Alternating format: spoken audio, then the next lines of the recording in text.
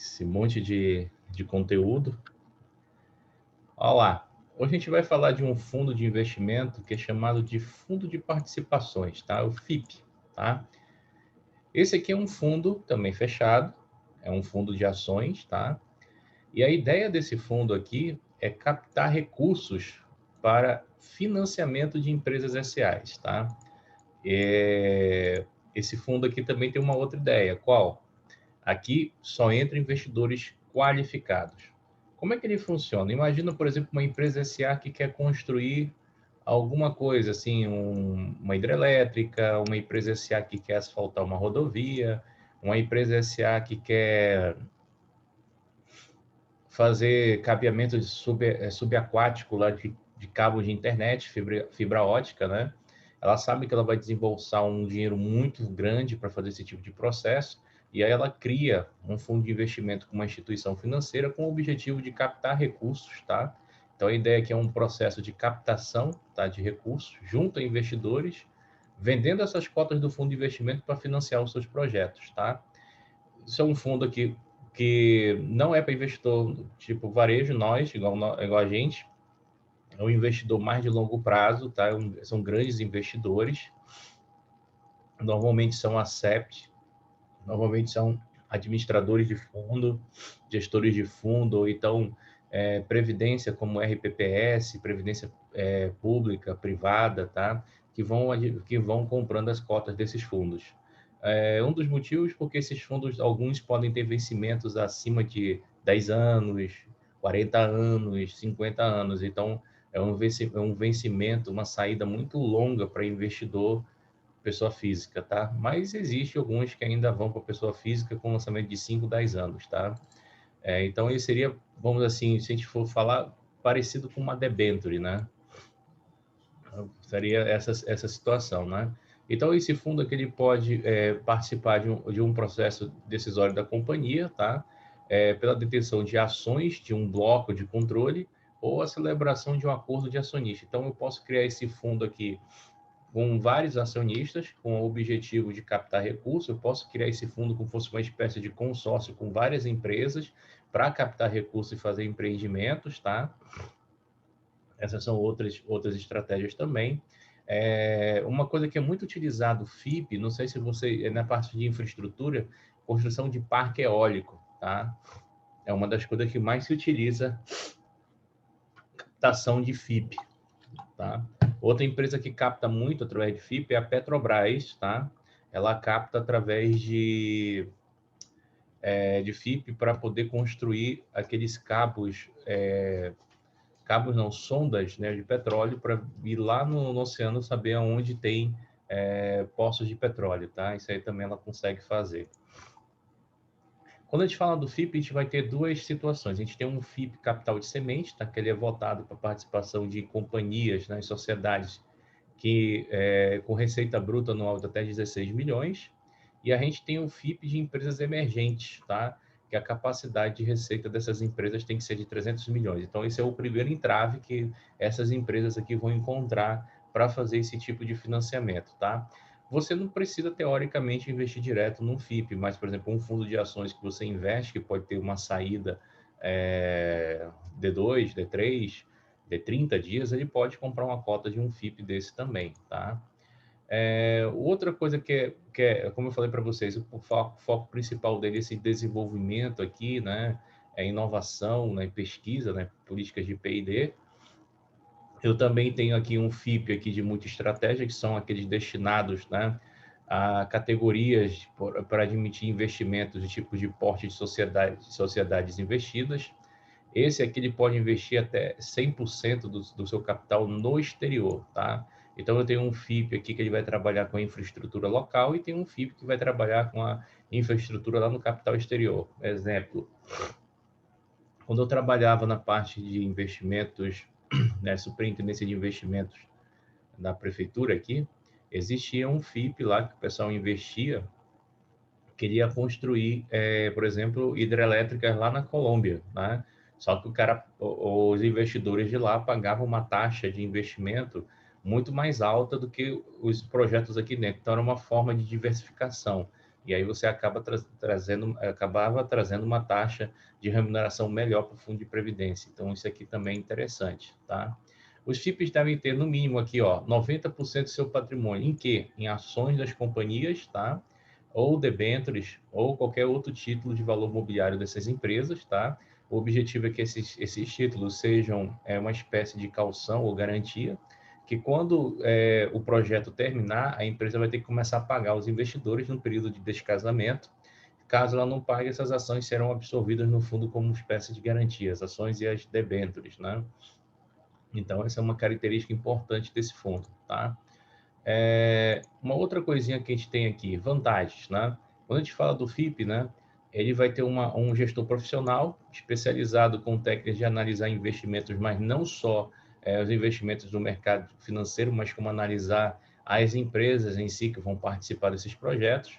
O investidor participa do crescimento de negócios com companhias, né, na carteira, independentemente de serem de capital aberto ou fechado, ou seja, eu posso constituir um FIP que ele pode ser tanto uma empresa aberta ou uma empresa de capital fechado. Então, por exemplo, empresas SAs fechadas que têm outros serviços de infraestrutura que querem expandir para outras regiões do país, eles normalmente captam serviços através de FIP, tá?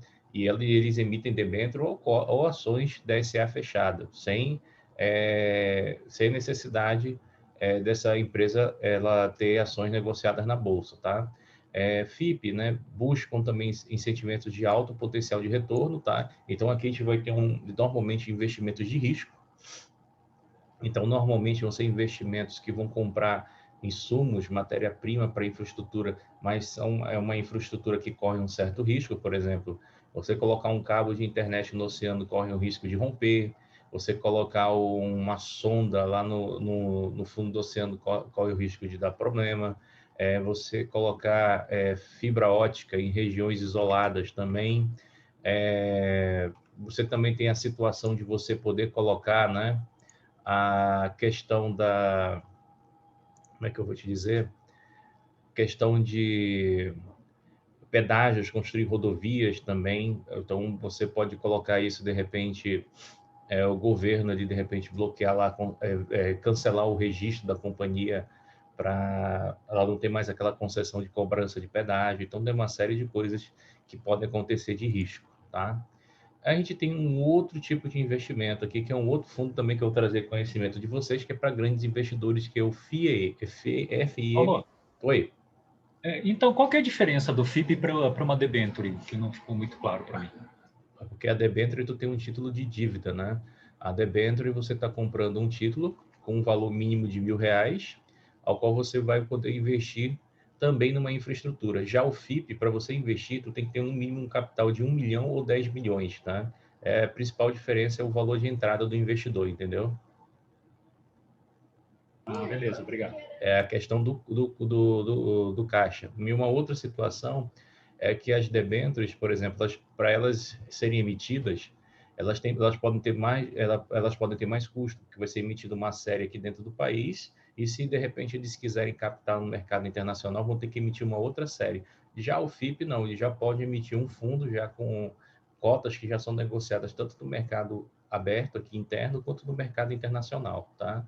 Então, isso aqui seriam fundos bem para longo prazo. Eu penso assim para 10, 20, 30 anos, tá? Não é coisa assim que você vai aplicar e vai resgatar. Porque o que, que acontece? Existe um período nesses fundos de investimento que são chamados período de captação. Então, o fundo ele vai lá, o objetivo dele, vamos supor, é captar 10 bilhões. Aí ele vai, capta 10 bilhões. Depois que ele capta 10 bilhões, ele vai ter o período de descasamento. O que é esse período de descasamento? Ele vai gastar todos os 10 bilhões no projeto que ele foi estipulado. Se sobrar, ele devolve para os investidores para bater no rendimento. Se não sobrar, se ele não sobrar, ele ainda pode pedir o que a gente chama de aportes. Tem um nome, mas é como se fosse aportes adicionais. Então, o investidor que entra nesses investimentos, ele tem que estar ciente que a qualquer momento, caso o projeto necessite de recursos, ele vai ter que aportar mais recursos. E ele vai ser obrigado a aportar porque ele vai assinar um termo, tá? Então, por isso que normalmente esses tipos de investimento não são feitos para investidores pequenos, são feitos para investidores grandes, por causa da capacidade de aporte. Então, por exemplo, você está construindo uma hidrelétrica, e de repente chega no meio do caminho, essa hidrelétrica ela precisa de mais recursos, né? Esse fundo vai emitir mais cotas e vai solicitar que os investidores façam mais investimentos no fundo. Se fosse uma debênture, a empresa ia ter que gastar para emitir uma série de debêntures, contratando vários participantes de mercados para emissão do IPO. Depois, se ela precisar de recursos, ia ter que emitir uma nova série de debêntures, gastar mais um pouquinho. Então, acaba que as debêntures acabam sendo um pouquinho mais caras de confecção do que um fundo de participações, tá? É só por causa desse detalhe, tá? Isso aqui, se eu não me engano, quem tem muito forte esse tipo de fundo de participação é a XP e o BTG Pactual, tá? Principalmente o BTG Pactual. Tranquilo aí? Tranquilo, obrigado. Nada. Então, a gente tem aqui o Fundo de Investimento em Empresas Emergentes, que é o FMIEE, tá? Duas situações. O FIP, eu falei para vocês que podem entrar em empresas SAs fechadas e abertas, tá? Aqui no FMIEE, eu vou ter apenas empresas consideradas emergentes, mas que tenham ações negociadas na Bolsa de Valores, tá? E essas empresas têm que ter, né, no mínimo lá, 150 milhões de reais de faturamento ao ano, tá? Para poder participar desse tipo de captação. Esse fundo aqui ele compra no mínimo 75% das ações dessas empresas SAs, tá? E o objetivo dele é parecido com o do FIP também, captar recursos para fazer projetos na infraestrutura. Então, a senhorita como a Petrobras, né, a Vale, né, Copel, essas turmas todinha aí, empresa de energia eólica, né, eles utilizam demais esse tipo de estrutura para captar seus recursos, principalmente com investidores internacionais, tá? Então, pronto, eu apresentei aqui dois fundos, que é o FMIEE e o FIP, que são destinados a grandes investidores, tá? Vocês, pessoa física, normalmente vai investir através de um outro fundo. E esse outro fundo deve comprar aí no máximo 10% das cotas, 20% das cotas, tá? No máximo. Não vai colocar mais do que isso no capital, apenas um pouquinho como forma de alavancagem, tá? Deixa eu pensar aqui um fundo que pode trabalhar com isso aqui, pessoa física. Se eu não me engano, são fundos de eu vou dar uma pesquisada, mas eu vou olhar para vocês. São fundos normalmente que tem debêntures também no meio, fundos mais com esse tipo de investimento, tá? Agora, esse aqui não. Esse aqui, o ETF, tá? É o Fundo de Investimento em Índice. Esse daqui, que a gente conhece como Exchange Trade Funds, ele já deixou há muito tempo, tá, de ser apenas para investidor qualificado. Esse fundo aqui ele passa hoje a ser acessível para qualquer investidor. E qual é o legal desses fundos aqui que a gente chama de ETF? É a possibilidade da gente diversificar a carteira em índices de ações, né? Então, para a gente falar desse fundo aqui de uma maneira mais interessante, eu vou mostrar uma coisa para vocês, tá? Por exemplo, deixa eu abrir aqui. Imagina se vocês fossem comprar.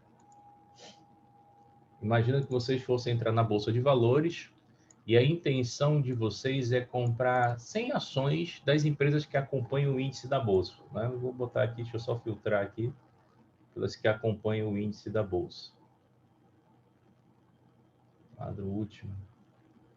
Vou deixar aqui do jeito que está. Imagina que a intenção de vocês era comprar 100 ações de cada uma das empresas que estão listadas na Bolsa. São 79, tá? Então, olha lá. Você ia gastar de cara aqui R$ 8.929 se fosse comprar 100 ações da Vale. Tu ia gastar de cara aqui R$ 2.600 se fosse comprar ação do Bradesco, porque 100 ações a R$ 26 dá isso. Se fosse o YouTube, R$ 28, tu ia gastar, se fosse para comprar 100, tu ia gastar 2.800. E Petro, tu ia gastar também 2.800. Então, só com essas 4 ações aqui, tu já tinha que ter um recurso bem maior do que R$ 20 mil, ou quase isso, para você conseguir comprar essas 4. E aí surgiu a ideia do ETF, né? O que o ETF faz? Vou botar aqui um para vocês entenderem a história. Por exemplo, existe esse ETF aqui que eu estou digitando para vocês, que o nome dele é PIBB, tá? PIBB.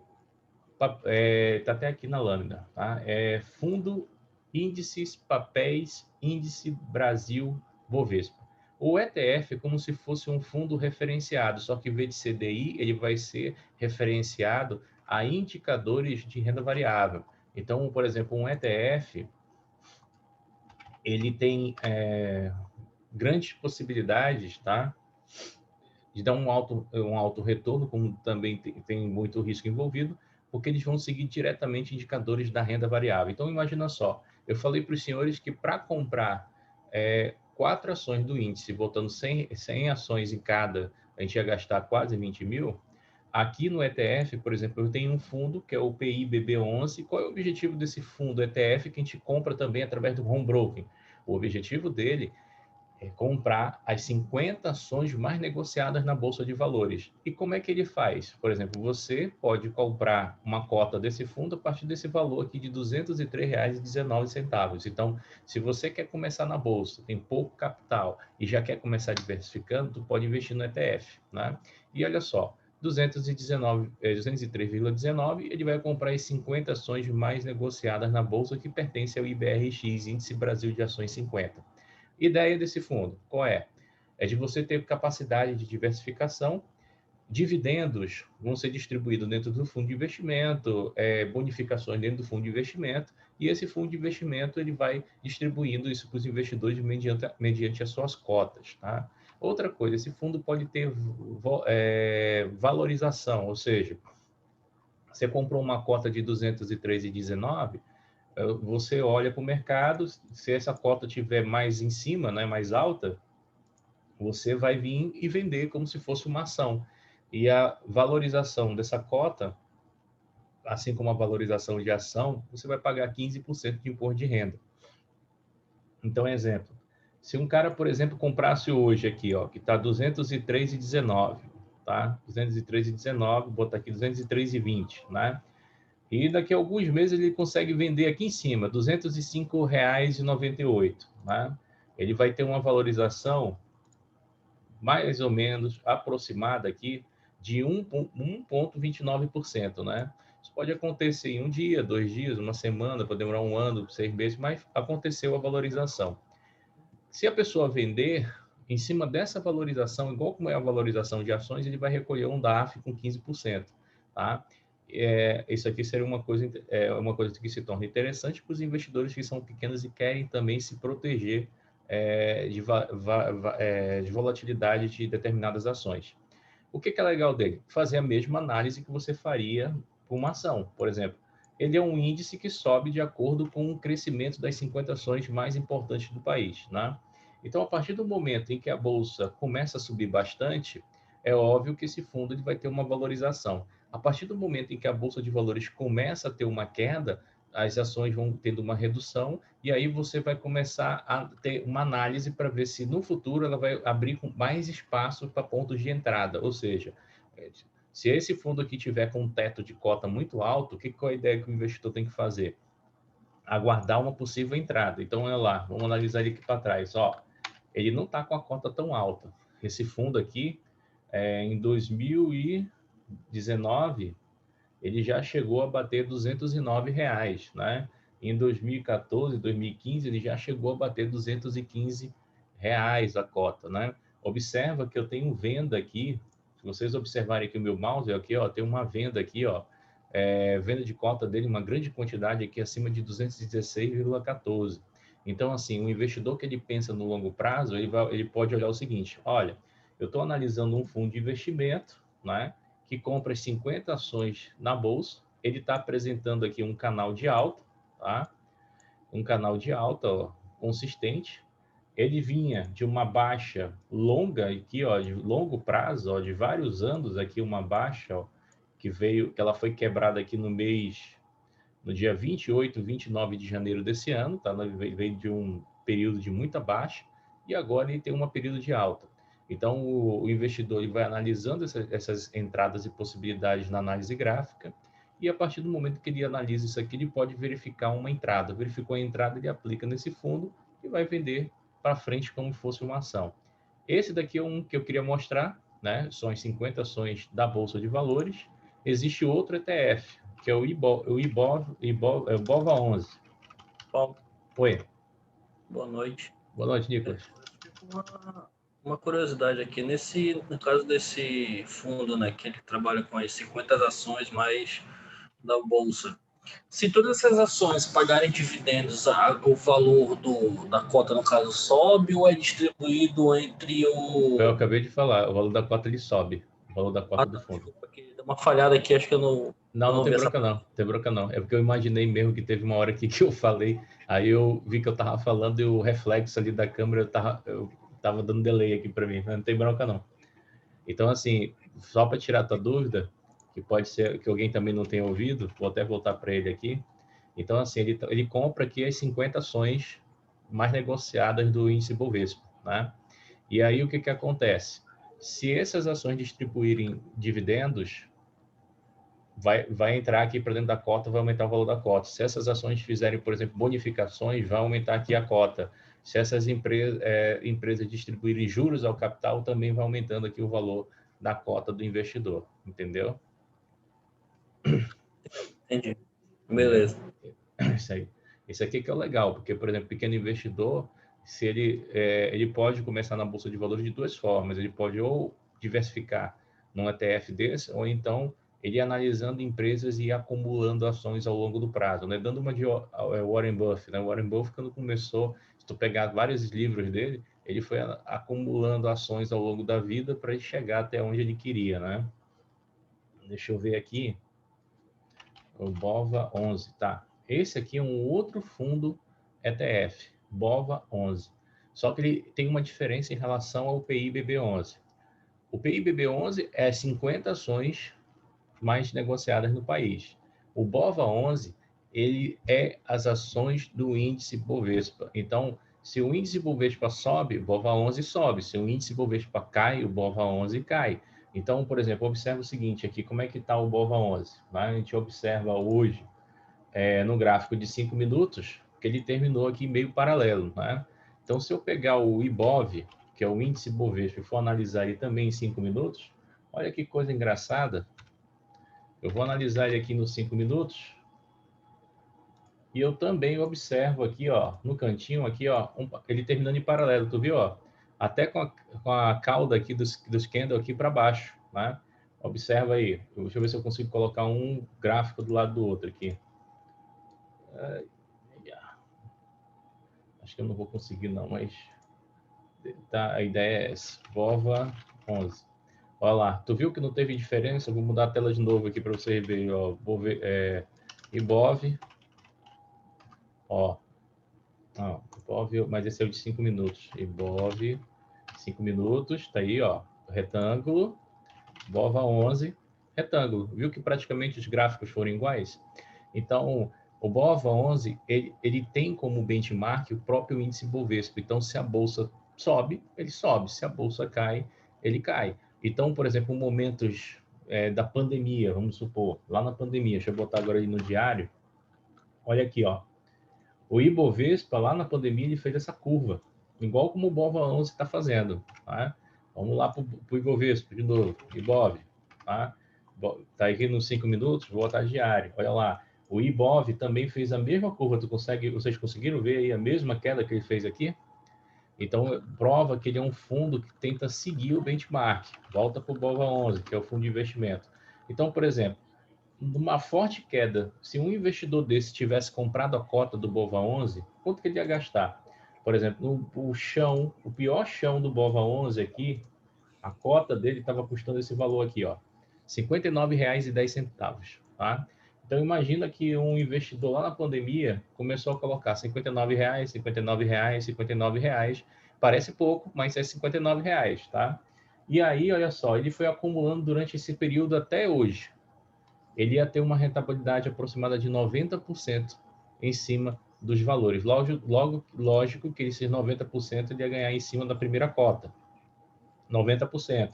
Na segunda cota, que ele comprasse no outro mês, já ia ganhar 85%. Se ele fosse comprar no outro dia, ou fosse comprar depois no mês de abril, né, que a gente estava lá em março, abril, já ia ter uma cota de 70% de ganho. Se fosse comprar em maio, deixa eu ver aqui, maio, aqui, ele já ia ter uma cota de 57% de ganho. Se fosse comprar em junho, aqui, ele já ia ter 33% de ganho com uma cota de R$ 59,00. Se fosse comprar em julho, tá aqui, ele já ia ter um ganho de 18%. Se fosse comprar em setembro aqui, ó, setembro, ele ia ter lá um ganho de 27%. Se ele fosse comprar em outubro, aqui, ó, teve uma queda em outubro, para cá, essa cota teria um ganho de 24%. Então, ele ia fazendo o preço, o fundo ia fazendo o preço médio, e no final de um ano, esse cara já tinha ganhado aí mais de, em torno de quase 90%, na média, né? Então, comprando um valor de cota de R$ 59,10, e ele ia vender quanto hoje? Aqui, ó, esse vermelho aqui, 114,62, né? Então, esse aqui é um fundo também que o investidor ele poderia diversificar, tá? Vendendo, quanto é que paga de imposto de renda? Vai pagar 15%, que é um fundo de ações, e vai ter um recolhimento via DARF, tá? Deixa eu ver alguém fazendo pergunta aqui. Boa noite, William Filho. Boa noite, William. Tranquilo, Nicolas? Deu para entender?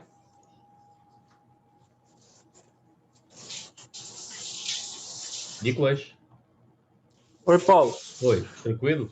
E aí, deu para gostar desse BOVA11 aqui? Tranquilo, interessante. Nesse caso, quando tu vende ele, que tu tem que declarar o imposto de renda, né? É direto na fonte ou você tem que fazer isso Não. por fora? Na fonte, tu só renda fixa. Falou em ações aqui na Bolsa de Valores ou fundo de ações fechados negociado na Bolsa, tu vai ter que fazer aquele controle com DARF.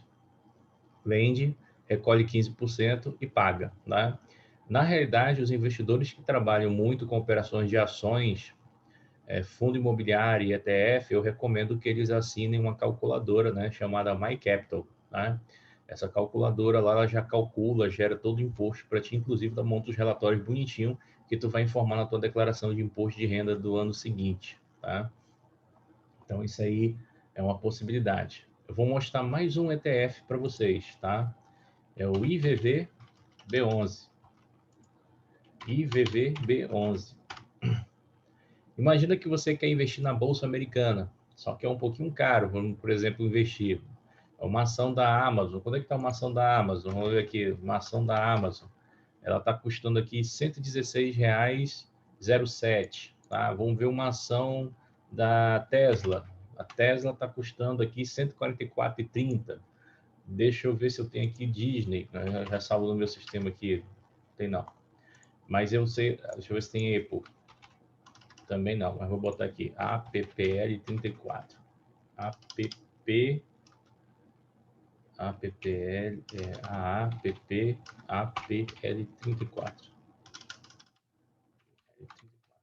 Tá. Aqui, ó, Apple. Quanto é que custa uma ação da Apple? Aqui, ó, um recibo de ações dela, R$ 74,60, um BDR, né? Então, é só, o que tu pode fazer? Tu podes ir lá no IVVB11. O que é o IVVB11? Ele é um fundo ETF que ele vai investir nesse índice que tu tá vendo aqui atrás. Tu tá vendo aqui, ó, iShare SP500. Esse índice aqui, ele é um índice das 500 ações mais negociadas nos Estados Unidos, normalmente ações de empresas de tecnologia, tá? Então, aqui dentro desse fundo, tu tá comprando com essa cota de R$ 227,60, tu compra ações da Apple, ações da Netflix, ações da Disney, ações da Amazon, ações da Alibaba, ações da Microsoft, da Nvidia, da Burger King, como é que é, McDonald's, o que mais tu compra aqui dentro? Apple, Samsung, Sony, Visa, Mastercard, American Express. Então, tem um monte de empresas aí, são 500 empresas que esse índice ele vai acompanhar. Então, esse fundo aqui ele vai comprar essas ações que pertencem nesse índice. Então, por exemplo, um pequeno investidor que quer começar aportando recursos em ações americanas e acha que é muito caro, por exemplo, comprar só Tesla, só Apple, ele pode vir aqui comprar uma cota desse fundo que vai justamente fazer o mesmo serviço. Como ele é um fundo de ações, 15% de imposto de renda também tem que haver o recolhimento via DARF, tá? Então, é mais um ETF legal. Tem outros, tá? Deixa eu ver se eu caço outro ETF aqui. Se eu não me engano, eles iam abrir um ETF, não sei se já abriram, É um ETF que pode investir no mercado europeu, comprando ações de empresas europeias, e tem a ideia, daqui a um tempo, deles estarem lançando aqui, tá? Como é que é o nome, pai?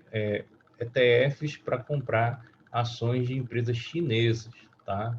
Então, começar a explorar ações de empresas chinesas e ações de empresas japonesas, ações dos tigres asiáticos, né?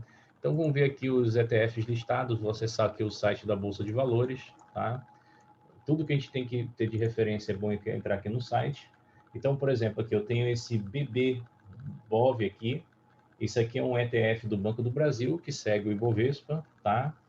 Eu tenho aqui o BBSD, que também é um fundo ETF do Banco do Brasil, só que ele vai aplicar em empresas, né, que tem dividendos. A ideia são as pagadoras de dividendos, tá? Eu tenho esse outro ETF aqui, BTG Pactual, EG Fundo Índices SP500 aqui, tá? Tem o XBOV, que é da Caixa Econômica também, para seguir o BOVA. Tem o BOVA B aqui, outro. Tem um só de small caps, por exemplo, pequenas empresas, tá? É o Small 11. Tem aqui o BOVA que a gente estava falando, tá? Eu tenho o ECO. Esse ECO aqui é um fundo, tá? Destinado a comprar créditos de carbono ou empresas que trabalham com crédito de carbono. Então, o pessoal que pensa aí no meio ambiente, esse ECO 11 aqui é uma boa ideia, tá? Eu tenho aqui o FIND, que são fundos que vão comprar índices, tá? Na renda fixa, tá? Eu tenho aqui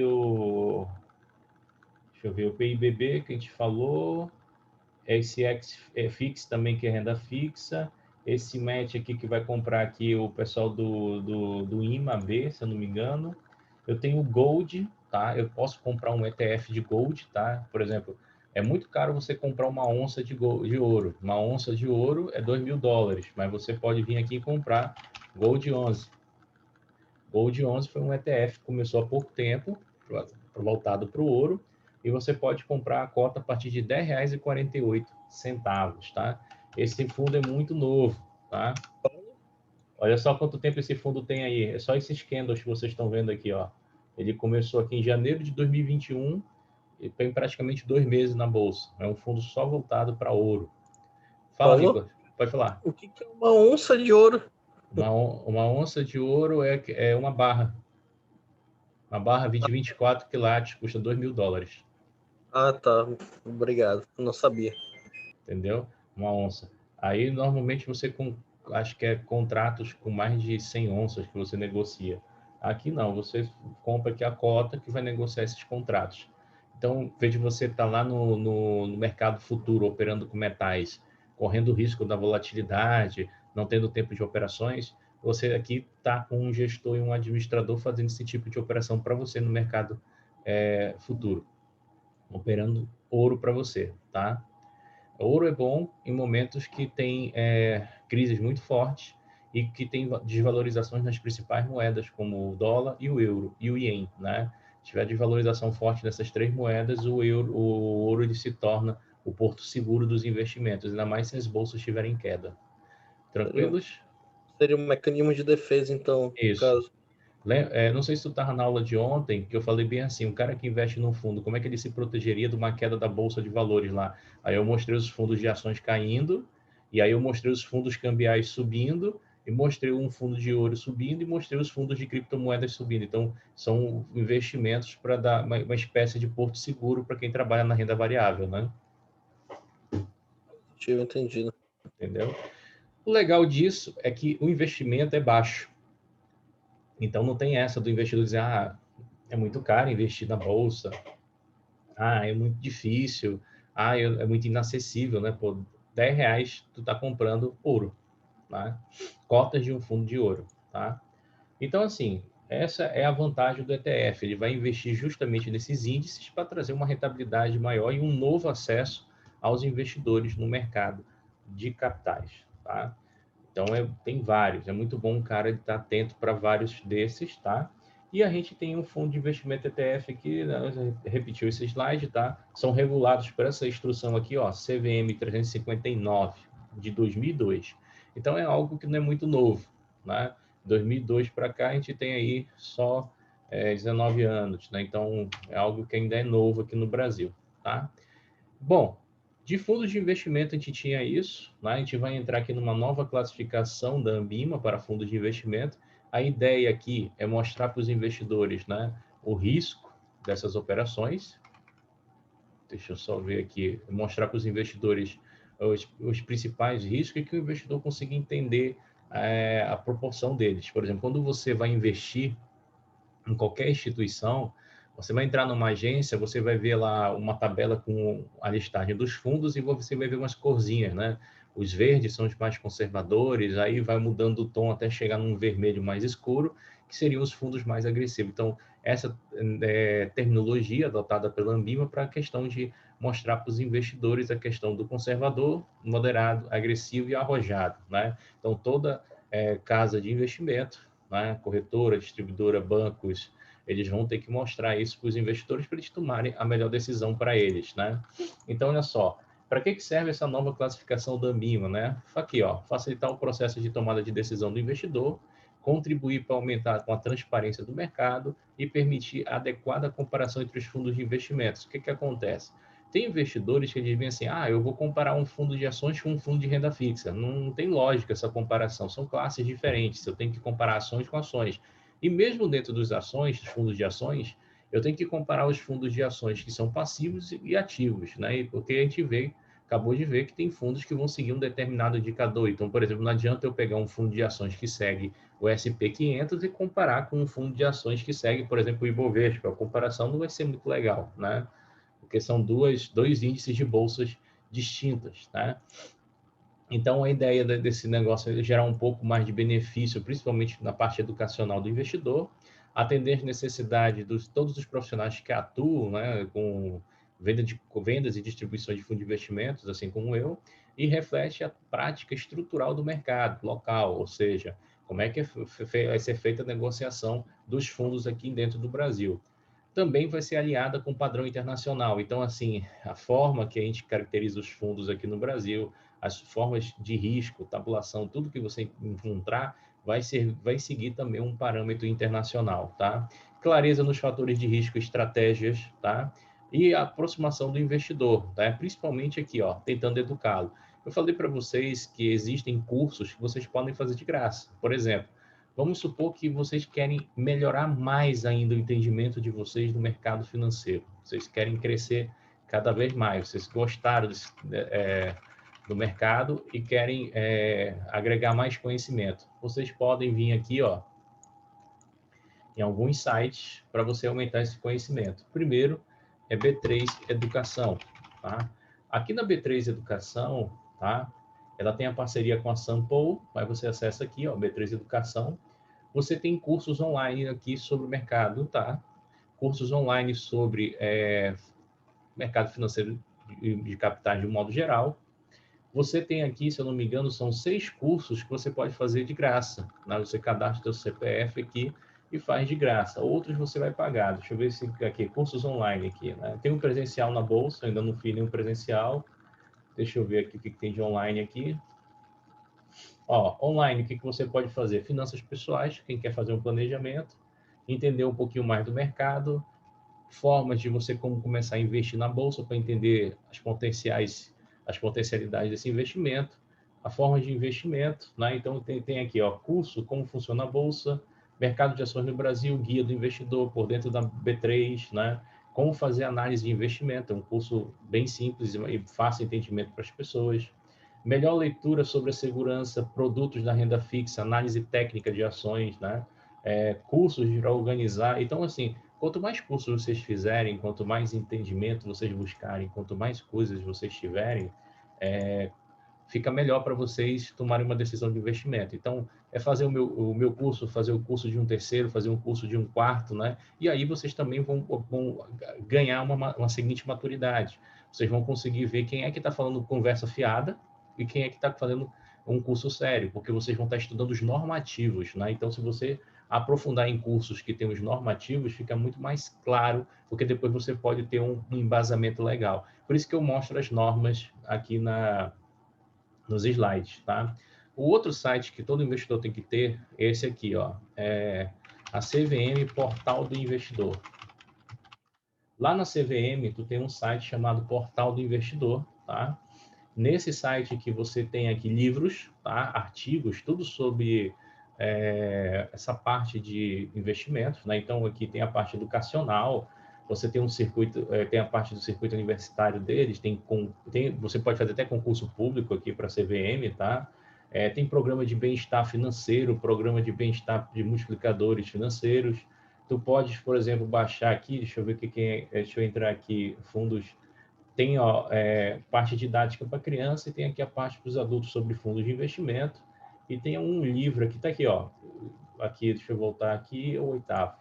Você tem esses livros aqui que são os livros top CVM, tá? De vez em quando eu boto eles lá no grupo lá dos investidores, para os investidores dar uma lida. Então você tem ali o livro da CVM, né? Você tem aqui esses livros, né? Tem o primeiro aqui que é o de 40 anos, né? Mas o que eu recomendo a leitura é desse aqui, né? Mercado de valores imobiliários, que aí vai falar de um mercado de um modo geral. Eu até mandei esse livro para vocês aqui no grupo do CPA 20, tá? Foi esse livro que eu mandei, porque você vai ter uma visão geral de tudo que eu estou falando no curso, tá aqui no livro, tá? Mercado de derivativos, se você quiser só aprofundar em derivativos, como é que funciona aqui no Brasil, tem. E análise de investimento, né?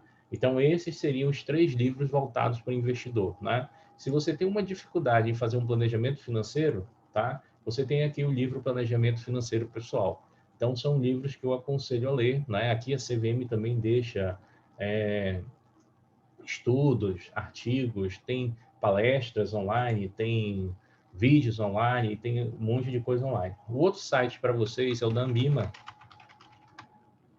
Associação de Mercados Brasileiros e Entidades de Mercados Financeiros e de Capitais, Ambima, ela tem cursos online, tá? E muitos deles vocês podem fazer de graça. Então, você vem aqui na parte de educar da Ambima, tá? E você pode fazer aqui cursos online, tá? Aqui, você vai ter aqui fundos estruturados. Eu quero saber o que é um fundo estruturado. Tem aqui. Fundo de investimento imobiliário. Eu quero saber mais informações sobre ele. Tem aqui também. Fundo de investimento em direitos creditórios. Foi o FDIC que a gente falou. Tem aqui. Né? Aí você vai fazendo aqui a questão de risco, previdência complementar, ETF no mercado financeiro, que é o que nós estamos falando aqui. Né? Lógico que aqui no nosso curso a gente está falando das características mais importantes, né? Porque é uma forma superficial, senão a gente vai demorar muito. Mas aqui você tem muita instrução nesses sites, e são sites que eu considero assim, né? Na realidade, são sites de instituições sérias. Né? A gente tem um órgão regulador, que é a CVM, seríssimo, né? Tudo que a CVM fala é norma, é lei, vale. Nós temos aqui a própria Bolsa de Valores e aqui o site da Associação Brasileira das Entidades do Mercado Financeiro e de Capitais, que é a Ambima, né? A Ambima, né, até aqui, ó, ela tem um cadastro das pessoas que são certificadas aqui, né? Então, por exemplo, aqui, você vem aqui na Ambima, na parte de cursos e certificação, tem aqui, ó, área do profissional, e aí você vai aqui ver se o profissional é certificado, né? Então, se eu botar meu CPF aqui, ó, dou um enter aqui, ó, aqui, ó, as minhas certificações aqui, ó. Eu acabei de renovar, né? Eu perdi a CPA 10, mas eu era certificado CPA 10, eu tenho até esse meu certificado salvo de 2008, tá? Mas tá aqui, ó. Depois eu refiz em 2009. Então tá aqui, ó. Tirei 2009 a 10, 2016 a 20, 2018 CEA, né? Agora eu tô querendo tirar outros, né? Então aqui no site da Bolsa, no site da CVM, você consegue ver as pessoas que são profissionais certificados no mercado, tá? Se você for lá no site da Bolsa, né? Na Bolsa tem a Agência Nacional de Corretoras, Ancord.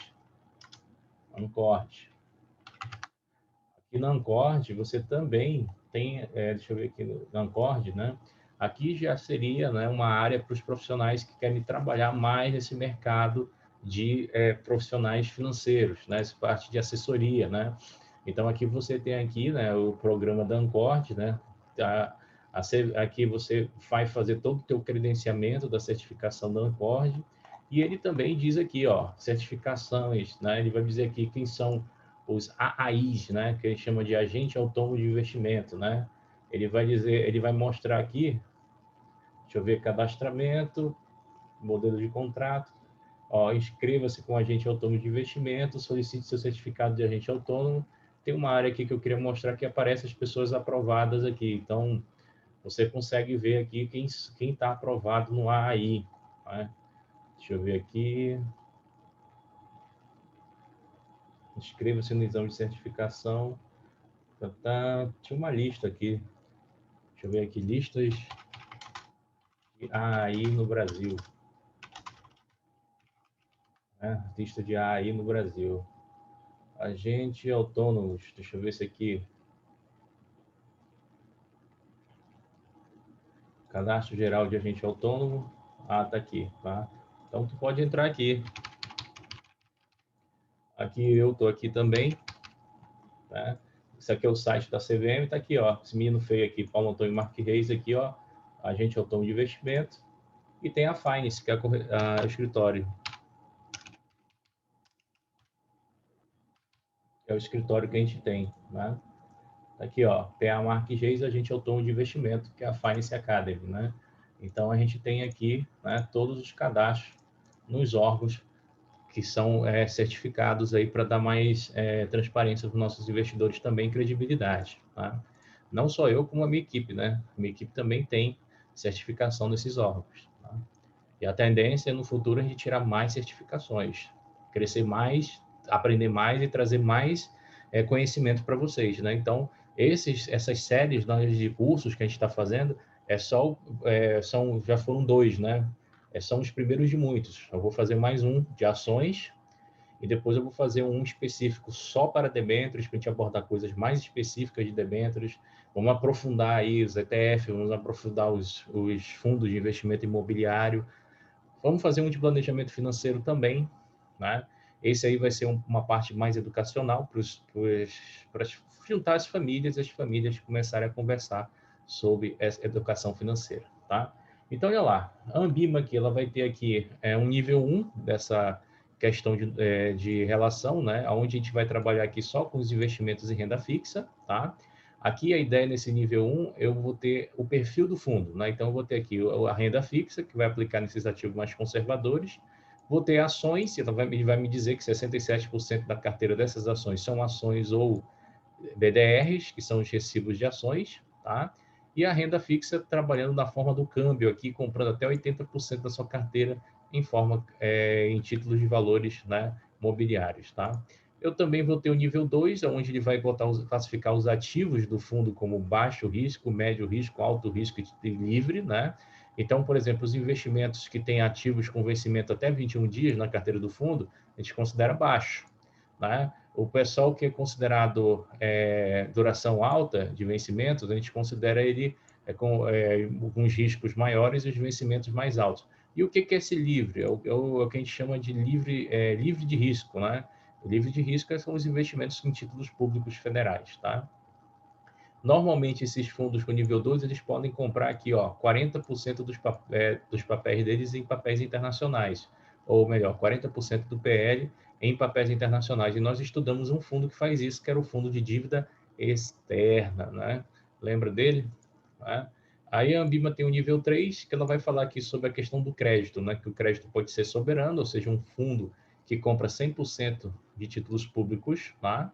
Do seu patrimônio, e a gente tem fundos com grau de investimento. O que seriam esses fundos com grau de investimento? São fundos que eles podem aplicar até 80% da sua carteira, né, em títulos públicos ou de baixo risco de crédito. Então, esses de 80% eu vou ter renda fixa, eu vou ter referenciado DI, tá? Aí dentro.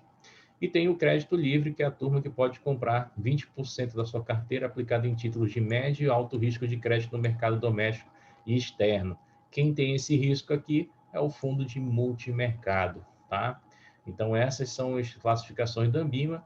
Aqui é um resumo que eu deixei aqui para os fundos de investimentos, para vocês terem as características de cada um deles, tá? Os principais riscos de cada um deles, a tributação, os tipos de investimento que ele faz, provisionamento do PL, e aqui os outros também, e a questão da tributação, tá? Então, hoje, nós terminamos aqui o módulo de fundo de investimento, né? Muita coisa a gente trouxe aí para vocês. Espero que vocês tenham gostado, tenham apreciado essas informações, tá? E agora, eu vou fazer o seguinte, 10 minutinhos para vocês tomarem uma água, descansarem um pouco. Então, Então, o que a gente vai ver agora? A gente vai falar um pouquinho sobre um outro produto, tá? Que é muito comum para alguns investidores, né? Principalmente os investidores de instituições bancárias, que é a previdência privada, né?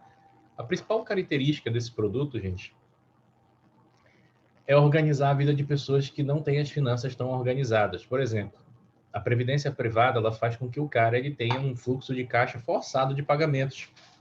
E com isso, ele vai acabar tendo uma certa estabilidade ou renda lá no futuro. Tá? Então, isso aqui é uma coisa interessante. Então, a gente tem dois tipos de previdência. A gente tem a previdência geral, né, que é pelo INSS, que todos nós recolhemos, e tem a previdência que a gente pode fazer em o cunho privado dentro da instituição financeira, que são carregadas pelo PGBL e o VGBL, tá? O que é a diferença entre o PG e o VG, né? O PGBL ele é conhecido como um plano gerador de benefício livre e o VGBL é conhecido como um vida gerador de benefício livre. A ideia aqui nesses planos é o seguinte, é a pessoa guardar recursos, tá? Para uma assistência lá na sua época em que ele vai ter a necessidade de maior uso de recursos devido à sua melhor idade, tá? Aposentadoria. Quando a gente fala do PGBL, a gente tem aqui um fundo, né, um fundo de previdência, que ele permite você ter uma dedução de 12% sobre a renda bruta anual desse investidor. Então, imagine só uma situação. Imagine que esse investidor, ele ganhe 100 mil, né, por ano. Salário, rendimentos, aluguéis, sei lá, ele ganha 100 mil reais, né? O que que poderia acontecer? O leão, né, o imposto de renda poderia vir aqui e abater sobre os 100 mil dele, né, o imposto de renda, tá? Só que com o caso dele ter um PGBL, olha só o que que acontece. O PGBL permite com que esses 100 mil sejam abatidos 12%, que seria 12 mil, e o leão, em vez de tributar sobre os 100, passa a tributar sobre os 88 mil, que foi esse abatimento. Detalhe, para isso funcionar, esse investidor ele tem que, no mínimo, no ano, guardar quanto no fundo de previdência dele, PGBL? 12 mil, tá? Para poder fazer jus a esse imposto, tá? A essa dedução fiscal, tá? Então, essa é a principal ideia, né? Para quem faz declaração simplificada, né, e não é tributado na fonte como autônomos, eu queria saber que tipo de autônomo esse aqui não é tributado na fonte, que eu sou. Esses tipos de investidores aqui, é recomendado o VGBL, que esse cara aqui, no caso, o VGBL, ele é recomendado para quem não paga imposto de renda na fonte, como se fosse aquele olerite, né? Não tem o olerite de vocês, salário, ele não pagaria, ele não tem aquilo naquele olerite, então ele não tem aquela tributação de imposto de renda ali, tá? Quando a gente fala do PGBL, as principais características deles são muito parecidas, tá? Eles não vão ter uma garantia mínima, então eles, como fundos de investimento também, ou como os fundos de investimento, eles não podem determinar uma rentabilidade, né? Ou seja, vai ser o mercado que vai desenvolver isso para eles, tá? A transferência de recursos é sempre feita através de transferência eletrônica, né? Então a gente tem aqui o TED, né? Mesmo de sendo um fundo de um banco e você tendo conta de um banco, vai ser feita uma transferência interna ali, porque você não pode depositar em espécie num fundo de previdência, tá? Você tem a possibilidade de resgatar o dinheiro? Sim, tá? Você pode resgatar o dinheiro do plano de previdência, tá? Mas a instituição financeira tem um prazo de até 60 dias para efetuar o pagamento. Hoje está tudo mais rápido. As instituições financeiras normalmente pagam em 2 dias, 1 dia, 5 dias, né? Já está acreditando o dinheiro na conta da pessoa, né? Antigamente era um pouquinho mais demorado, tá? Uma outra característica que tinha nesse plano, que eu até botei um asterisco aqui, era essa famosa taxa de carregamento. Isso aqui era o que, para minha opinião, estragava o plano de previdência. Né? Isso aqui, para mim, era uma opinião, porque o investidor, além de pagar uma taxa de administração, ADM, o investidor poderia pagar uma taxa de performance. O investidor ainda tinha essa taxa de carregamento, essa taxa aqui. Qual era o problema dessa taxa? Imagina, ela era pactuada em 5% pelo mercado. Então, se o investidor depositasse R$100 nesse fundo de previdência, o plano de previdência ele ficava com 5% desse depósito. Então, de fato, só caía no saldo do cidadão R$ 95. Ah, o cara depositou R$ 1.000, só ia cair 950. O cara depositou 10 mil, só 9.500, porque 5% era retido pelo fundo. Então, isso aqui já atrapalhava demais a rentabilidade dos investimentos. E quando foi que isso aqui se tornou evidente? A partir do ano de 2014. Se vocês observarem no ano de 2014, a gente tem uma queda do curva da taxa de juros, né? A taxa de juros que era 17%, 18%, ela começa a cair, né? Foi a primeira vez que teve uma queda assim tão acentuada da Selic. Em 2012, a gente teve a Dilma assinando aquela lei, né, dizendo que a poupança se rendesse abaixo de 8,5%, né, ela deixava de remunerar a TR, né, isso aí foi para beneficiar um pouco a indústria de previdência e fundos de investimento, porque se a poupança não tivesse essa cláusula, a poupança ia ser um dos investimentos que, quando a Selic tivesse em queda, ela ia render muito mais do que o fundo de investimento, muito mais do que as previdências privadas conservadoras, tá? Então, foi feito esse ajuste, porque a ideia da poupança não é bem essa, tá? E aí, ó, PGBL e VGBL, eles contam com taxas que podem variar, tá? Isso aqui é uma média, tá? De 1,5% a 2% ao ano na média nacional. Mas você vai encontrar aí previdências com 0,5% de taxa de administração ao ano, tá? Muito baixo, tá? Dependendo da rentabilidade, se a tua previdência te der uma rentabilidade muito boa, 1,5%, 2% ao ano ainda se torna pouco, tá? Imagina se você tiver com uma previdência agressiva, te der aí 30%, conseguir te dar 20%, 30% ao ano, isso aqui se torna relevante, né? Como eu falei para vocês, o PG ele tem um desconto tributário, tá? Esse desconto ele dá uma isenção de 12% sobre a renda bruta. Já o VGBL não. O VGBL não tem isso. Então imagina só. Vou fazer um exemplo aqui.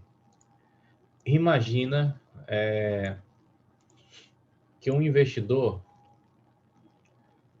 ele receba aqui R$ 100.000, né? Então, R$ 100.000, né? Aqui ele ia pagar só 88 mil, né? Ia ser o cálculo base dele para a declaração de imposto de renda, e aqui no VGBL ele continuaria com 100 mil com cálculo base para a declaração de imposto de renda.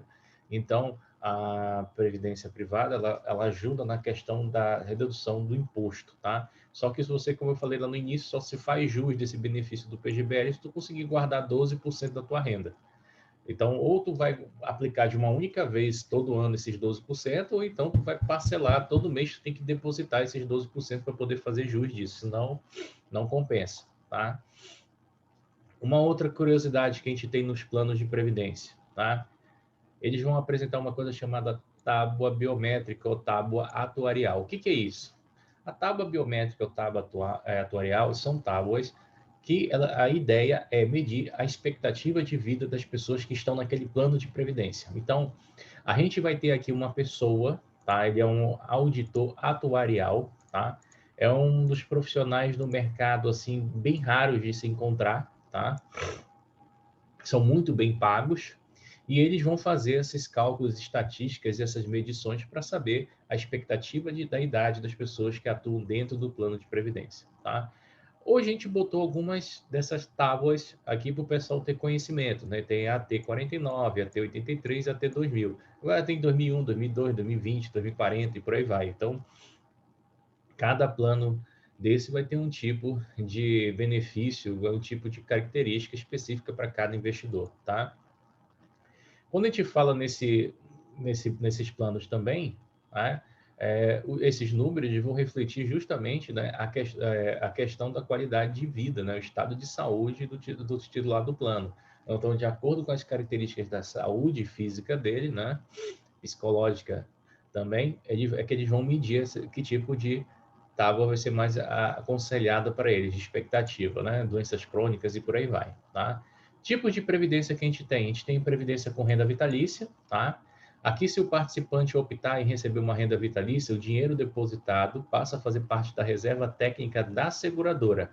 Olha aqui, ó, reserva técnica da seguradora, tá? Não dando direito aos dependentes. O que é isso? Não dando direito aos dependentes. Se você se aposentou por renda vitalícia de um plano de previdência privado e o titular falecer, né? Ou seja, o titular de um plano de previdência privada, ele falecer e ele já está recebendo, né, o benefício, né? Os seus dependentes não vão ter direito sobre o saldo restante. O saldo restante ele faz parte da reserva técnica da seguradora, ou seja, o recurso ele fica com a seguradora. Então, imagina só, o cara tem 500 mil na previdência privada, 500 mil. Tá? Ele já se aposentou, ele já está recebendo lá, recebeu o primeiro benefício, o segundo, o terceiro, o quarto. Ele morre. Na hora que ele morreu, os beneficiários dele não vão ter direito sobre o restante desse saldo aqui. Porque ele optou por uma renda vitalícia. Enquanto ele estivesse vivo, a seguradora ia se responsabilizar pelo pagamento dele. Imagina no momento que ele morre, essa renda fica com ela, não vai para eles, tá? Mas eu também tenho um outro tipo de plano de previdência também no mercado, tá? Que é o renda por período determinado, tá? Como é que funciona esse renda por período determinado, né? Se a opção for receber uma quantia determinada, tá? Por também um período determinado de número de anos, né? Então, é só o que acontece aqui. Imagina que você se aposentou e você fez uma previdência por período determinado de 10 anos. Né? Você se aposentou lá com 60, 10 anos, você tem até 60 até 70 anos, você recebe esse benefício. Tá? Aí, vamos supor que você conhece um cliente que também fez esse tipo de procedimento. Né? Ele com 60 anos, lá, fez esse plano com benefício renda de período determinado com 10 anos e para 70 anos receber também. Só que chegou lá com 65 anos, o titular veio a falecer. 65 anos, tá? Eu tenho 5 anos ainda restantes para receber. Nesse tipo de previdência, tá? Os nossos beneficiários, eles vão receber os anos restantes, tá? Então, aqui, de acordo com o que foi colocado na ficha proposta, ou seja, lá você vai dizer quem são os beneficiários e o grau de representação que cada um vai ter. Então, os outros 5 anos, esses beneficiários irão receber, os restantes, tá? Eu tenho uma renda mensal temporária, que consiste em uma renda mensal a ser paga temporária exclusivamente ao participante, cessando com o seu falecimento ou fim da temporada obrigatória contratada, tá? Essa renda mensal temporária ela é muito parecida com essa renda por período determinado, só que tem um detalhe. Essa anterior, a renda por período determinado, se o cara falecesse, os seus beneficiários ainda iam receber, né, o restante, né, os anos restantes. Nessa renda mensal temporária, ele faleceu, acabou, ninguém recebe nada, tá? Fica como reserva técnica da seguradora, tá? Eu tenho uma renda mensal vitalícia com prazo mínimo garantido, que é uma outra característica do plano de previdência, tá? Aqui consiste em uma renda vitalícia paga ao participante a partir da data escolhida para a concessão do benefício. No entanto, se durante o período de percepção da renda ocorreu o falecimento do participante, antes de ter contemplado o prazo mínimo de garantia do escolhido, a renda será paga aos beneficiários pelo período restante do mínimo de garantia.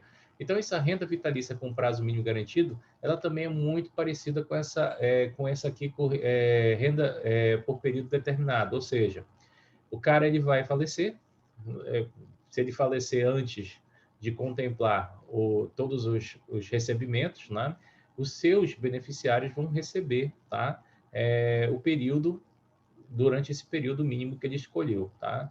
Então, aqui vai para os beneficiários também. Tá? Eu tenho uma renda, um plano de previdência com a renda mensal vitalícia reversível ao beneficiário indicado, que esse aqui é o mais comum dos bancos. Você for no banco, o banco normalmente oferece esse para você, tá? Os bancos tradicionais, né? Até mesmo as corretoras, a maior parte delas oferece isso aqui para você. Por quê? Aqui você vai tendo o ciclo de contribuição, vai recebendo lá o benefício. No momento em que você falecer, né, essa parte aqui, o que faltar vai ser revertido, né, em vitalício ao beneficiário indicado. Né? Então, o que acontece aqui? ela vai ser uma renda mensal vitalícia paga pelo participante a partir da data escolhida pela concessão do benefício, ocorrendo o falecimento do participante durante a percepção dessa renda, um percentual do valor estabelecido na proposta será revertido vitaliciamente ao beneficiário indicado. Ou seja, se o participante principal, é o titular, falecer, o indicado vai continuar recebendo a renda vitalícia, tá? Isso aqui é legal. Então, isso aqui é bom para deixar para os dependentes. Isso daqui eu acho que é um dos melhores, acho que é o melhor plano de previdência, tá?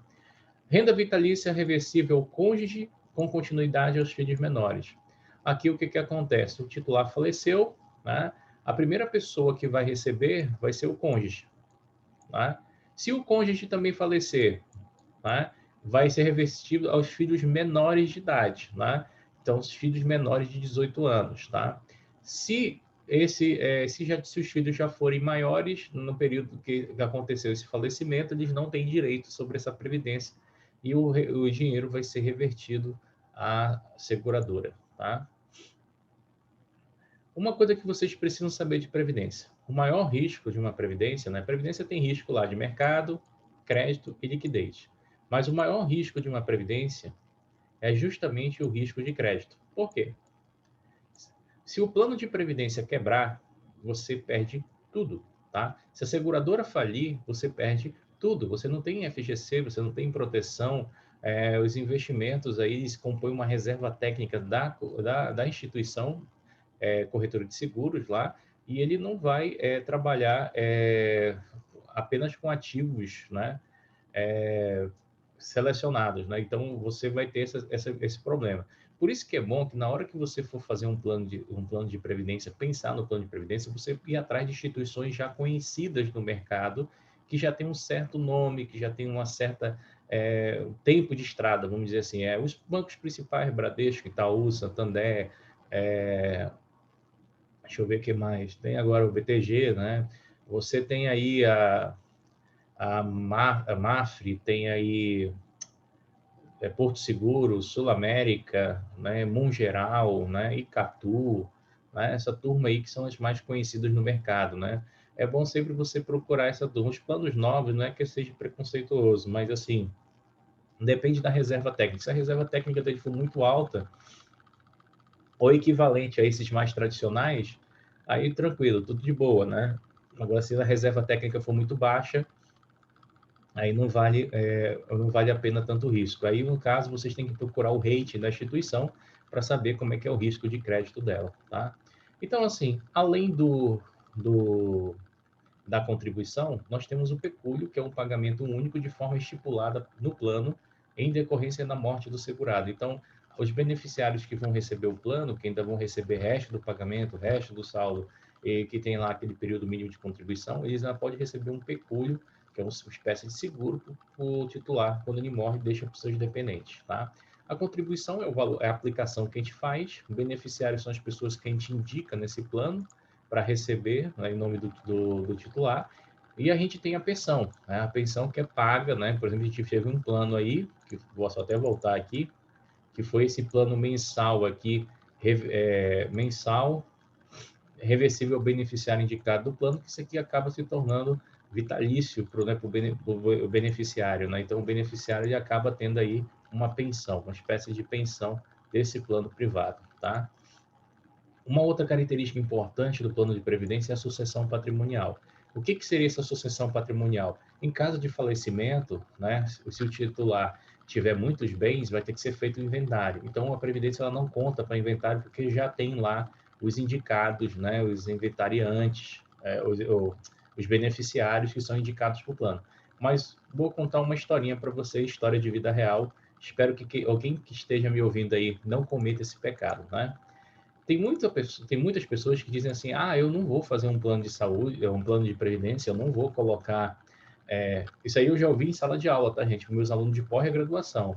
A Joane aqui é minha aluna de pós, ela pode até confirmar se não foi na turma dela aí. Mas eu já ouvi isso. Falando de investimento, falando da importância de fazer uma previdência privada, teve aluno que chegou para mim e falou bem assim, professor, eu que não vou fazer previdência privada, porque se eu morrer, a mulher vai gastar com o outro, não comigo. Aí eu O animal, tu não pensa que tu vai ter filhos, né? E de repente os filhos podem passar necessidade, e de repente há uma necessidade aí de você deixar uma reserva para eles, né? Infelizmente a gente já tem esses tipos de conceito ainda nessa sociedade nossa meia doida, tá? E isso aí foi uma das coisas que eu vi, tá? Agora eu também vi um fato, tá? Isso é um fato real, tá? Uma aluna minha bancária que me contou que uma determinada agência que ela trabalhava, né? Existia um velhinho que era muito namorador. Esse velhinho, ele tinha lá uma garotinha lá que ele adotava, né? Dava assistência e tinha a família dele, né? E esse velhinho era tão legal que, assim, para a esposa dele e para o filho, ele colocou eles num plano de previdência, né? Com o benefício, né? Lá de receber lá 500 mil reais, né? Olha outra, eu conheço essa história. Tu já foi meu aluno, sabe dessa história, tá? 500 mil reais, né? E o velhinho lá com a outra pessoa, né? A assistência dele, na assistente, ele colocou ela no plano de previdência de 1 milhão com uma única beneficiária. Legal. O velhinho morreu e o banco chamou as pessoas no mesmo dia para conversar na agência para ver a situação, né? E nessa confusão, esposa, filha e amante na mesma mesa com o gerente, né? E o gerente lá expondo a situação, né? Teve um pega para se capar dentro da agência, né? E depois parece que a esposa recorreu.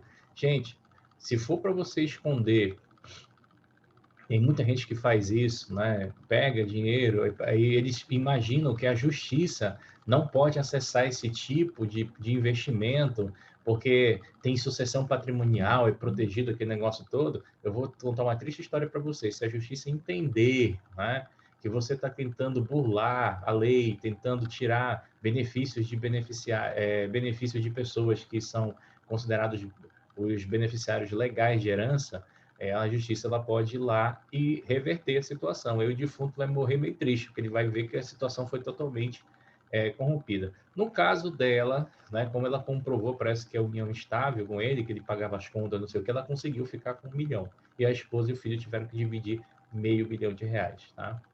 Um triste fato que acontece. Tá? Existem casos de pessoas que pegam os planos de previdência, né? E para fugir do fisco, né? Para não, por exemplo, eles estão envolvidos em esquemas, corrupção, sei lá, o que for, né?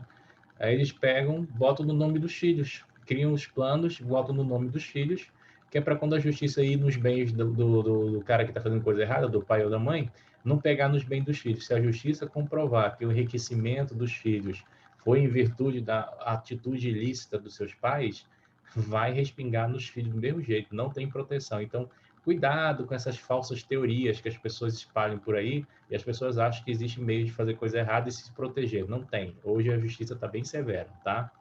Então, essa aqui é a sucessão patrimonial, ou seja, ela dá preferência, né, aos beneficiários do plano quando passarem por inventário, né? Isso aqui até ajuda na questão que a gente chama de... Como é que é o nome, Pai Eterno?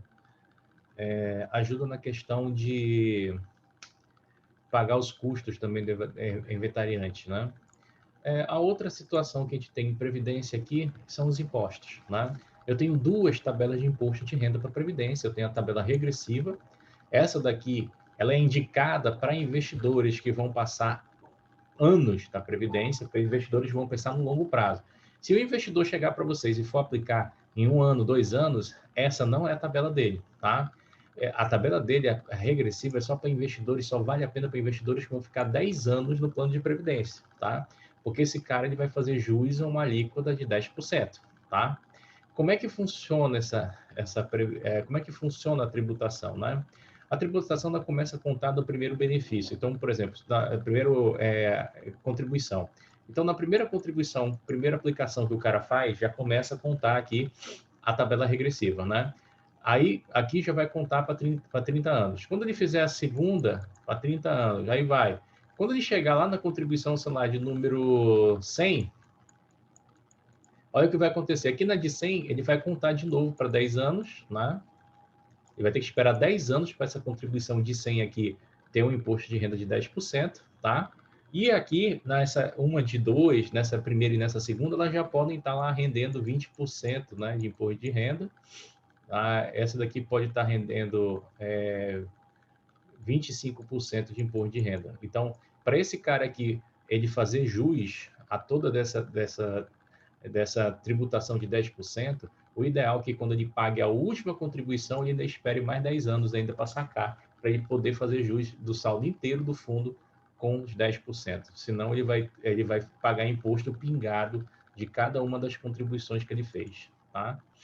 Uma outra coisa, tabela progressiva. Aqui, a tabela progressiva sempre vai ser em cima de 15%. Tá? Qual é a diferença entre os planos? Né? Se você fala de plano, por exemplo, PGBL, esse cara aqui, o resgate, o imposto de renda é sobre o saldo total, tá? E quando eu falo sobre o VGBL, o imposto de renda vai ser sobre o rendimento, tá? Então, imagina só, você tem uma previdência que está na seguinte característica, tá? Ela tem 100 mil de saldo, 100 mil. Essa previdência, você fez 60 mil, isso aqui foi de aporte, 40 mil foi de rendimento, tá? Então, desses 100 mil, 60 mil foram aporte, 40 mil foram rendimentos, tá? Se você está no PGBL, né? Se teu plano é o PGBL, tá? Você vai pagar um imposto de renda aqui do PGBL sobre os 100 mil. Ah, Paulo, o meu é um PGBL tabela progressiva. Quando tu chegar lá no final do investimento, quando tu for resgatar, tu vai pagar 15% em cima dos 100. Ah, Paulo, o meu é um PGBL tabela regressiva e eu decidi resgatar com 8 anos. Tu vai pagar 20% em cima dos 100, tá? Beleza, tá? Beleza, assim que funciona. Agora lá, tu tenho um VGBL, né? O VGBL vai tributar, ele vai ter como base de cálculo do imposto só os rendimentos. Então, olha só, o VGBL, quando ele for calcular o imposto, ele vai calcular em cima dos 40. Não em cima dos 100 como o PG. Aí tu vai me dizer assim, Paulo, é muito injusto isso, né? Tem que pagar um imposto sobre todos os 100 mil, né? Mas na realidade, se você seguir o PGBL certinho durante todo o ano, tu vai estar recebendo 12% de abatimento lá na tua declaração de imposto de renda. Então, a Receita Federal, mais do que justo, ela faz uma compensação, ela te antecipa esse desconto, mas lá na frente ela vai te cobrar, tá? Então, fica elas por elas, vamos dizer assim, tá? E esse R aqui, né, vai ser descontado. A diferença vai ser assim, se vamos supor que todos os dois trabalham com tabela progressiva, tá? 15%. Aqui em cima, tu pagaria 15 mil reais de imposto, tá? E aqui embaixo, tu ia pagar 6 mil, né? Então, se eu fosse recolher o imposto aqui do VGBL, se eu fosse tirar 15% daqui, isso aqui seria 15 mil reais que ia ser tributado na fonte na hora do resgate. E se eu fosse tirar 15% desse valor aqui, tá? Dos 40 mil, eu ia pagar apenas 100 mil reais. Né? Então, o VGBL ele tem essa atribuição de olhar só o rendimento, mas você perde a questão do benefício fiscal. Então, você tem que pensar muito bem na hora de for fazer um plano de previdência. E essa tabela aqui, Paulo, onde ela entra? Essa tabela aqui, ela é a tabela do imposto de renda, né? Sobre a base do cálculo de salário. Então, por exemplo, se você for receber a previdência como rentabilidade vitalícia ou teus beneficiários, né? Por exemplo, se tu lá recebe 1.900 de previdência, tu não vai pagar nada de imposto de renda. Se tu receber aqui de 1.900 a 2.800, já na fonte a Receita Federal vai descontar 7,5%. Se tu receber isso aqui, ela vai descontar. Então, o banco ele já vai tributar isso na fonte e vai te pagar já retirando esses impostos, tá? Então, isso que eu acho cruel para nós que vamos se aposentar um dia. Né? A gente se aposenta e ainda vai pagar, continuando pagando aquele mesmo imposto de renda que a gente paga a vida toda quando a gente está trabalhando, tá? Então, a gente continua pagando normalmente. Fale. Considerando essa monte de imposto, né, para uma previdência privada contando fora do INSS, seria mais viável hoje em dia tu utilizar o plano de previdência privada ou tu investir no Tesouro IPCA para daqui a, tipo, 30 anos? Eu preferi investir no Tesouro IPCA. Entendeu? Ou no fundo de investimento. Porque o que acontece? Daqui 30, 20 anos, tu resgata esse saldo do fundo de investimento do IPCA, tu vai pagar só 15%. E aí, depois disso, tu administra o dinheiro como tu quiser. Tu não vai ficar refém desse recebimento aqui que tu vai ter que ter aqui parcelas mensais lá do benefício e nem vai ficar refém desse imposto que tu vai pagar tanto na tabela progressiva quanto na tabela regressiva. Agora eu vou te dizer o que é difícil. É difícil a pessoa ter disciplina para ver aquele dinheiro crescendo no fundo de investimento sem fazer saque. Já a Previdência, ela te dá essa disciplina, porque se o investidor tentar resgatar antes do período estipulado, às vezes ele paga uma taxa de saída com uma espécie de punição. Mas na questão do Tesouro IPCA lá, tipo, o que eu vi lá vamos ser do 2055. Tu só não consegue retirar o valor quando chega no final do prazo. Não, pode resgatar a qualquer hora vendendo no mercado secundário. Só que vai ser corrigido o teu Tesouro IPCA pela taxa de mercado, porque vai ver a marcação a mercado, no caso. Vai ter uma marcação no título, e aí eles vão calcular o PU do título com um valor justo até aquele período que tu resgatou.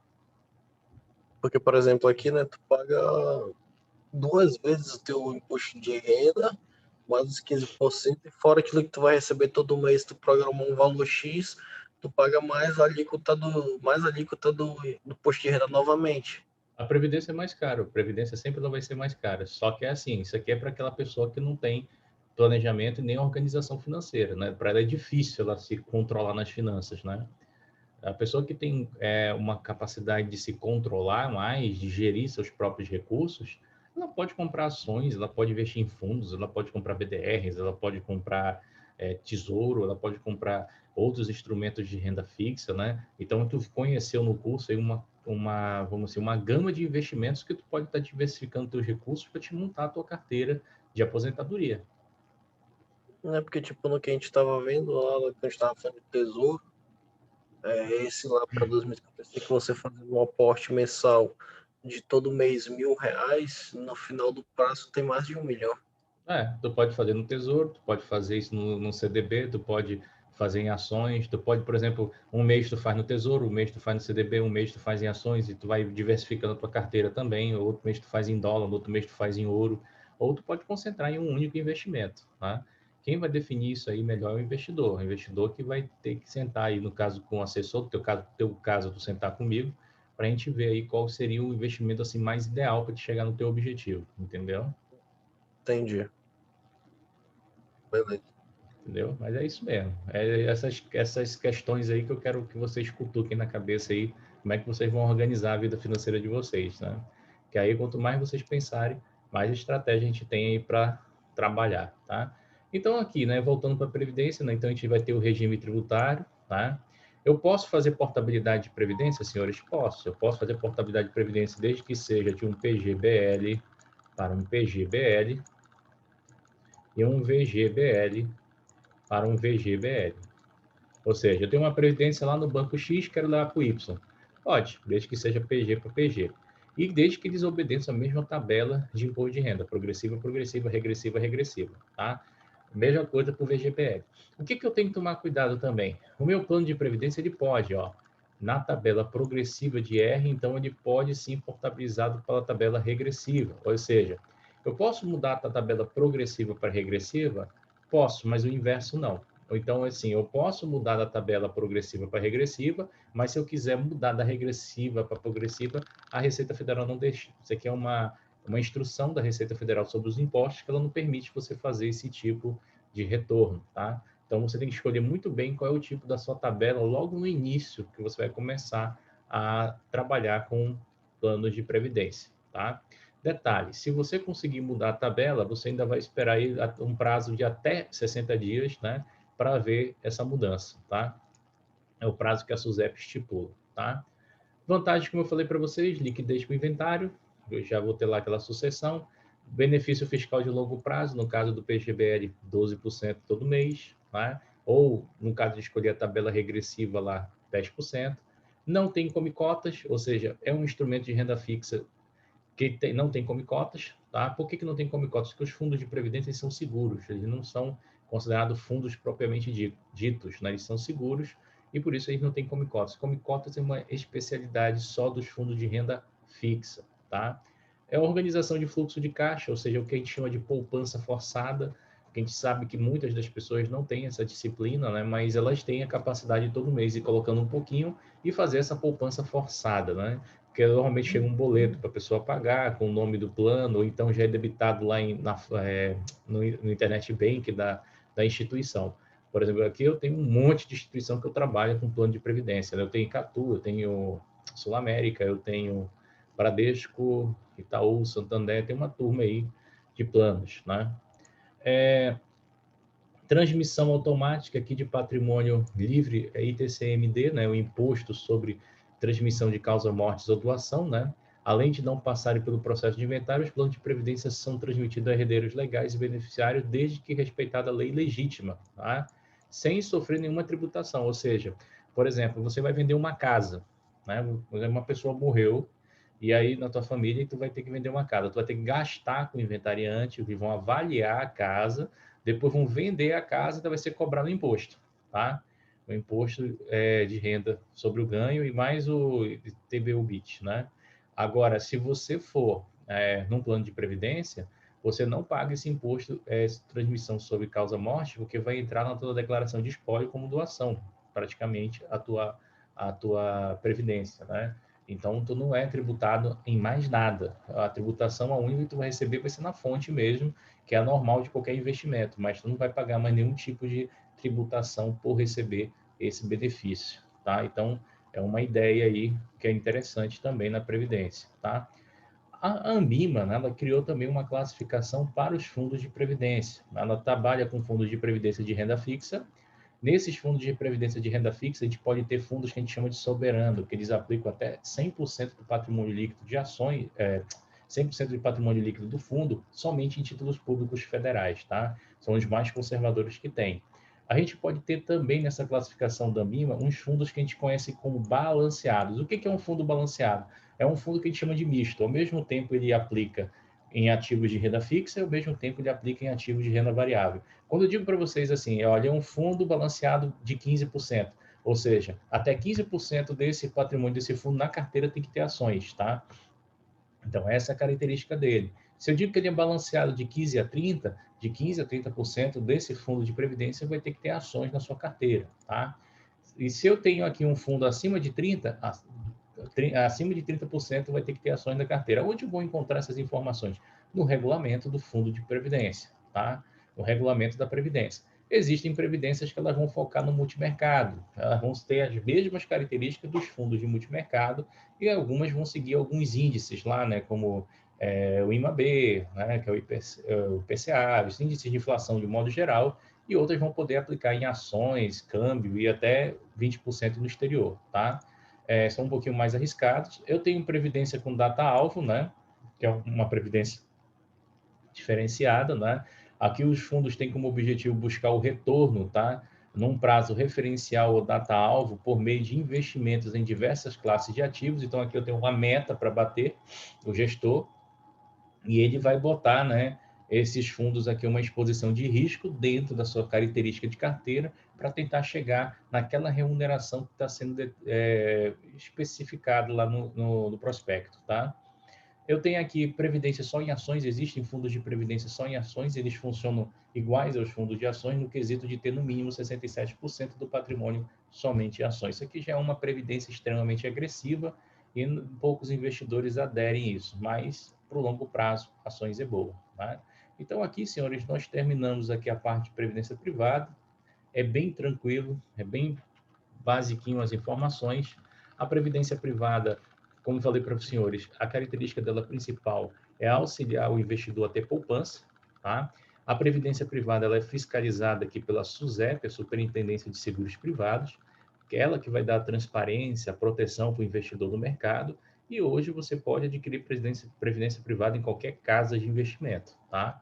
É um produto que pode ser interessante para aquele investidor que ele é um pouco mais arredio do mercado, que ele não tem tempo para acompanhar, e ele também quer fazer um caixa para aposentadoria, mas não tem o mínimo de tempo, ideia de como funciona todo o movimento no mercado financeiro de capitais, né? Então, a Previdência se encaixa perfeitamente para esse investidor, tá? Eu vou terminar por aqui hoje, né? Vou liberar vocês um pouquinho mais cedo. Nós terminamos aqui fundos, terminamos Previdência. Amanhã nós vamos estar conversando sobre gestão de risco. O que a gente vai ver amanhã? Cálculos matemáticos. A gente vai ver estatística, desvio padrão, média, variância, correlação. A gente vai ver covariância, a gente vai ver beta. Então, a gente vai fritar um pouco os neurônios dos senhores amanhã com a parte de matemática. Então, eu vou liberar um pouquinho mais cedo para vocês descansarem bem, que amanhã eu vou pegar pesado com vocês.